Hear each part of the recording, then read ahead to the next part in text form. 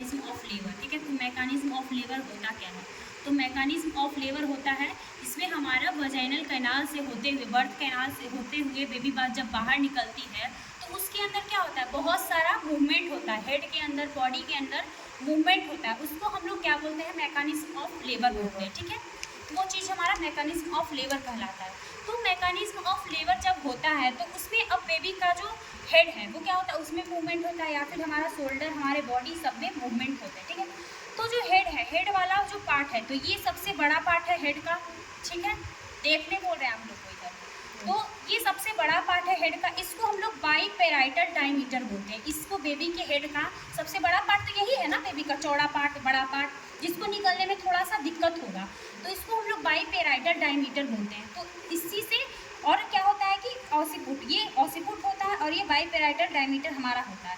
तो सबसे पहले जो हमारा बेबी होता है वो कैसे होता है, लेफ्ट साइड में होता है, ठीक है, ऐसे लेफ्ट साइड में। जो हमारा ये वाला जो पार्ट है पेल्विक का, उधर से क्या होता है, लेफ्ट ऑसिपिटो एंटीरियर, मतलब जो बेबी का ऑसिपुट होता है वो, जो पेल्विक का भाग है वो लेफ्ट साइड में रहता है। नॉर्मल जो बेबी का पोजीशन होता है वो लेफ्ट ऑसिपिटो ये एंटीरियर होता है, ठीक है। तो इस पोजीशन में बेबी ऐसे रहता है नॉर्मली, ऐसे इस तरीके से भी रह सकता है, ऐसे राइट में भी रह सकता है, ट्रांसवर्स भी रह सकता है, और इसको वर्टेक्स पोजीशन, जब इसका जो हेड नीचे की ओर रहता है उसको हम लोग वर्टेक्स पोजीशन बोलते हैं, ठीक है, वर्टेक्स बोलते हैं, ठीक है। उसके बाद हो गया हमारा, इसमें प्रेजेंटेशन कौन सा रहता है, प्रेजेंटेशन क्या रहता है इसमें, ये वर्टेक्स, ये तो हो गया। उसके बाद ये हमारा देखो ग्रो हो गया, ये हमारा नोज, माउथ जो भी है, ये सब चीज़ है। तो हम लोग सबसे पहले बेबी इस तरीके से नॉर्मल, जब हम लोग बेबी को देखते हैं नॉर्मल, एक नॉर्मल महिला में नॉर्मली ज़्यादातर इसी पोजीशन में रहता है बेबी। तो सबसे पहला हमारा मैकेनिज्म ऑफ लेबर का 9 पॉइंट हम पहले बताए थे आप लोगों को, जिसमें सबसे फर्स्ट है एंगेजमेंट। तो एंगेजमेंट, सबसे पहले बेबी का एंगेजमेंट होता है। तो एंगेजमेंट कैसे होगा, तो ये हमारा क्या है, हमारा ये क्या है, आउटर ब्रीम है, जो पेल्विक का क्या है, ये हमारा आउटर ब्रीम है। तो जब बेबी क्या होता है, आउटर ब्रीम से क्या होता है, धीरे धीरे धीरे धीरे हमारा इनलेट में, ठीक है, इनलेट में, ये जो पार्ट है उसको हम लोग इनलेट वाला भाग बोलते हैं, ठीक है, इनलेट वाला भाग। तो इसमें जब बेबी ऐसे प्रवेश कर जाता है तो उसको हम लोग एंगेजमेंट बोलते हैं, मतलब इसमें आ गया तो हम लोग उसको एंगेजमेंट बोले। बेबी यहाँ से क्या हुआ, धीरे धीरे धीरे धीरे यहाँ आके फंस गया, मतलब ये जो बोन था उसमें आ गया, तो उसको हम लोग क्या बोलते हैं, एंगेजमेंट बोलते हैं। सेकंड क्या था हमारा, डिसेंट ऑफ द फीटस, मतलब फीटस का नीचे की ओर आना। तो फीटस क्या करते हैं, अब क्या होता है कि बेबी धीरे धीरे धीरे धीरे नीचे की ओर खिसकेगा है ना, तभी तो बेबी बाहर आएगा। तो इसी पोजिशन में बेबी अब धीरे धीरे नीचे की ओर ऐसे खिसकता है।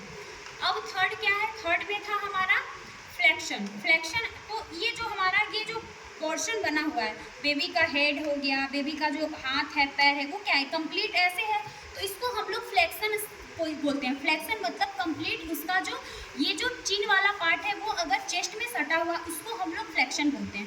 तो ये क्या होगा, और फ्लेक्स हो जाएगा। तो जैसे ही यहाँ पे आएगा तो क्या होगा, ये एरिया छोटा हो गया, छोटा हो गया।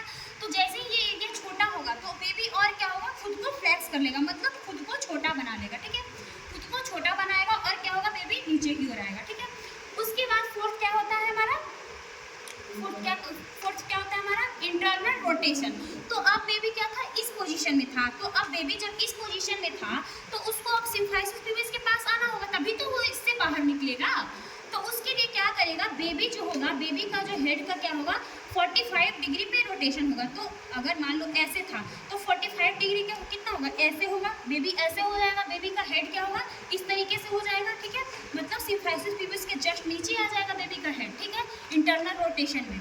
तो ये हुआ हमारा इंटरनल रोटेशन। और ये क्या होता है कि लेफ्ट से राइट की ओर, अगर लेफ्ट में है तो क्या होगा, राइट की ओर जाएगा, ठीक है। तो ये लेफ्ट की राइट की ओर, लेफ्ट से राइट की ओर 45 डिग्री पे होता है। उसके बाद हमारा क्या है, इसके बाद इंटरनल रोटेशन के बाद क्या है, नेक्स्ट पॉइंट जल्दी बताओ भाई, crowning of head. Crowning of head, ठीक है। तो क्राउनिंग ऑफ हेड क्या होता है, तो क्राउनिंग क्या होता है कि अब क्या हुआ, बेबी हो गया कि यहाँ पे आके ऐसे फंस गया, ठीक है। अब बेबी क्या होगा कि कितना भी कॉन्ट्रैक्शन बेबी पे लगेगा तो क्या होगा, बेबी ऊपर की ओर नहीं भी लगेगा तो क्या होगा, बेबी ऊपर की ओर वापस नहीं आएगा, ठीक है। मदर अगर एफर्ट नहीं भी लगा रही, मदर को कॉन्ट्रैक्शन नहीं भी आ रहा है तो बेबी क्या होगा, यहाँ पे आकर के अब फंस गया है, मतलब बेबी अब नहीं आएगा, ठीक है। यहाँ पे एकदम क्या होगा, इसका इस तरीके से क्या होगा कि दिखाई, ये जो हेड वाला पार्ट है वो क्या होगा कि इस तरीके से बाहर ऐसे दिखाई देने लगेगा, ठीक है, ये बाहर आ जाएगा।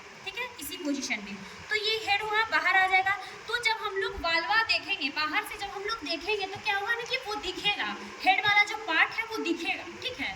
तो उसको हम लोग क्राउनिंग बोलते हैं। अब क्राउनिंग क्या है, तो जब क्राउनिंग हो जाता है तभी हमारा एपिजियोस्टोमी करते हैं। जब बेबी का हेड दिखने लगेगा बाहर की ओर से, जब हम लोग बेबी का जाएंगे, मदर को जब हम लोग देखने जाएंगे वहाँ पे, तो जब देखेंगे कि क्या है कि बेबी का इजीली उसका हेड दिख रहा है, मतलब अब बेबी बाहर आने वाला है, तो हम लोग इसी पोजीशन, इसी जब क्राउनिंग हो जाता है तभी हम लोग क्या करते हैं, एपिजियोस्टोमी करते हैं। एपिजियोस्टोमी के बारे में बताए हैं। एपिजियोस्टोमी का मतलब क्या होता है, कट करना, ठीक है। तो ये सही टाइमिंग होता है एपिजियोस्टोमी करने का। तो ये सही टाइमिंग हो गया। तो अब हुआ हमारा ये क्या हो गया, क्राउनिंग हो गया। क्राउनिंग के बाद नेक्स्ट क्या पॉइंट है, एक्सटेंशन। एक्सटेंशन में क्या होता है, तो जो बेबी होता है हमारा, बेबी क्या होता है कि, तो एक्सटेंशन में क्या होता है, बेबी का जो हेड होता है, जैसे फ्लेक्शन होता है ना, फ्लेक्शन मतलब क्या होना, मतलब कि बेबी का हेड का इधर की ओर आना, मतलब ऐसे मुड़ना, मतलब यहाँ चेस्ट के पास आना, चेस्ट का जो चेस्ट के पास, चिन को चेस्ट के पास आना, ठीक है। तो उसको हम लोग क्या बोलते हैं, फ्लेक्शन। उसके बाद एक्सटेंशन उसके विपरीत होता है। अब क्या है कि बेबी ऐसे मुंडी ऐसे रहेगा सटा हुआ, तो निकलेगा नहीं, ठीक है। तो उसके लिए क्या करना होगा कि बेबी का जो सर है उसको थोड़ा सा फ्लेक्स करना होगा, मतलब उसको इस तरीके से बाहर की ओर ऐसे निकलने के लिए ऊपर की ओर हम लोग को करना पड़ेगा, ठीक है। तो इस तरीके से क्या होगा कि बेबी ऐसे, जैसे ऐसे रहेगा ना, ये डमी ये छोटा है पेल्विक और डमी बड़ा है, तो इसलिए समझ नहीं आया। तो मान लो बेबी इस पोजीशन में था, तो बेबी इस तरीके से क्या होगा, हेड से ऐसे होते हुए क्या होगा, बेबी का हेड क्या होगा, ऐसे निकलेगा बाहर, ठीक है, ऐसे करके निकलेगा, ठीक है, ऐसे करके पहले हेड निकला, उसके बाद थोड़ा सा फ्लैग एक्सटेंशन नीचे करना। नेक्स्ट एक्सटेंशन क्या होगा कि एक्सटेंशन के थ्रू ऐसे नीचे ऐसे करते हुए बाहर निकलेगा बेबी का हेड, ठीक है। तो सबसे पहले हमारा वर्टेक्स वाला पार्ट निकलेगा, बताए थे। उसके बाद हमारा ऑर्बिट वाला पार्ट, ऑर्बिटल जो रिड्ज है, मतलब ये हमारा जो हेड, ये वाला पहले ये निकलेगा, ठीक है। उसके बाद हमारा ये वाला पार्ट निकलेगा, फॉरहेड वाला पार्ट। उसके बाद हमारा क्या निकलेगा, नोज निकलेगा। उसके बाद हमारा क्या निकलेगा, माउथ निकलेगा। फिर हमारा चिन निकलेगा। मतलब इस तरीके से होते हुए बेबी बाहर निकलेगा, ठीक है। समझ में, बेबी का हेड बाहर निकलेगा, बेबी अभी कंप्लीट बाहर नहीं आया है, तो ये समझाने के लिए बताएं। अब नेक्स्ट पॉइंट क्या है हमारा, रीइंस्टीट्यूशन। अब क्या है, जैसे मान लो बेबी का हेड तो बाहर आ गया, ठीक है, बेबी का हेड बाहर आ गया, तो बेबी अब इसी पोजीशन पे तो नहीं रहेगा, तो थोड़ा सा क्या करेगा, अपने जो पहले जैसे रोटेशन था ना वो वापस उसमें आएगा। तो पहले क्या था, हेड थोड़ा सा ऐसे था ना, इस तरीके से था, तो उस तरीके से क्या होगा कि बेबी का जो हेड है वो हल्का सा क्या होगा, 45 डिग्री पे वापस आ जाएगा, इस तरीके से, ठीक है। तो उसको हम लोग रेस्टिट्यूशन बोलते हैं। रेस्टिट्यूशन का मतलब क्या हुआ कि जैसे बेबी पहले ऐसे बाहर निकला, ठीक है, ऐसे बाहर निकला बाहर, उसके बाद क्या हुआ, बेबी हल्का सा क्या हुआ, हल्का सा उसमें क्या था, तो अगर ऐसे बाहर निकला तो बॉडी कंप्लीट ऐसे नहीं था, ठीक है। क्या हुआ, यहाँ पे थोड़ा सा ट्विस्ट बना हुआ था, यहाँ पे थोड़ा सा क्या था, ट्विस्ट बना हुआ, तो उसको खत्म करने के लिए बेबी अपना सर को हल्का सा ऐसे कर लेगा, ठीक है, हल्का सा इस तरीके से करेगा, ठीक है। तो अब क्या है नेक्स्ट, तो इसको हम लोग क्या बोलते हैं, रीइंस्टीट्यूशन। मतलब जो उसको ट्विस्टिंग था उसका हेड का, उसकी ट्विस्टिंग को खत्म करने के लिए क्या बोलते हैं, उसको रेस्टिट्यूशन बेबी करता है, ठीक है, 45 डिग्री के कोण पे। उसके बाद नेक्स्ट पॉइंट क्या है हमारा, एक्सटर्नल रोटेशन। एक्सटर्नल रोटेशन क्या करेगा, अब फिर क्या है कि बेबी हेड को थोड़ा सा और घुमाएगा, जिससे कि उसका जो शोल्डर वाला पार्ट है, ये तो थोड़ा सा घुमाया था, लेकिन क्या था, शोल्डर वाला पार्ट क्या था, ऐसे ही था। तो क्या करेगा, थोड़ा सा शोल्डर वाला पार्ट को भी घुमाएगा और वो कंप्लीट इस पोजीशन में आ जाएगा, ठीक है, कंप्लीट इस पोजीशन में आएगा, जिससे कि उसका शोल्डर इजिली बाहर हो सके, ठीक है। तो उसके लिए क्या करेगा कि ये थोड़ा सा एक्सटर्नल, और एक्सटर्नल रोटेशन इतना मतलब क्विक होता है कि कोई देख नहीं सकता है, वो अपना सर में ही रोटेशन करता है, लेकिन वो देख नहीं पाते हम लोग, क्योंकि वो क्विक करता है, ठीक है। और ये क्या होता है, प्राइमरी ग्रेविडा में तो थोड़ा बहुत देख भी लेते हैं, लेकिन सेकेंडरी ग्रेविडा जो मदर होती है, जो हमारी मल्टी ग्रेविडा मदर होती है, उसमें तो बिल्कुल नहीं दिखता है, क्योंकि उसमें तुरंत डिलीवर हो जाता है। हेड के डिलीवर होने के जस्ट तुरंत बाद हमारा शोल्डर और पूरा बेबी का बॉडी डिलीवर हो जाता है, तो इसलिए उस पर तो और पता नहीं चलता है, ठीक है। तो क्या होगा कि थोड़ा सा क्या होगा कि बेबी का ये शोल्डर वाला पार्ट भी ऐसे घूमेगा।